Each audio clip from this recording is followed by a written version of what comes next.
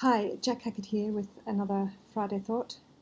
I'm just taking the opportunity to sit out on my deck on this lovely autumn day while I create this video. So one of the things I wanted to alert you to today from my week in the world of solar consulting is an issue related to scope. So this week I have been finalising the stakeholder consultation strategy for a project.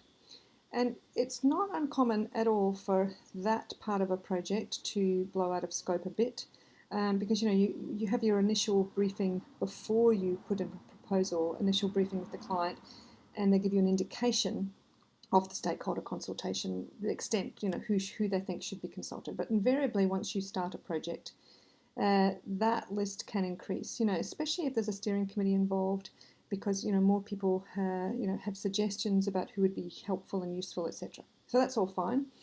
And to be honest, if there's a small number that's an increase, I'm happy to wear that. I don't generally do any renegotiation of time and costs for between 1 and 3 additional interviews. I think that's fine. It's all swings and roundabouts.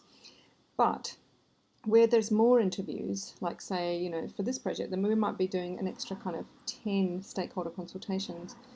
So obviously you'll need to renegotiate the time and costs of that with the client. But the thing I wanted to alert you to is that a lot of new consultants don't, recognize this initially, is that if you do an extra day, say, of stakeholder consultations, you really need to add an extra day to your analysis phase in terms of time and costs.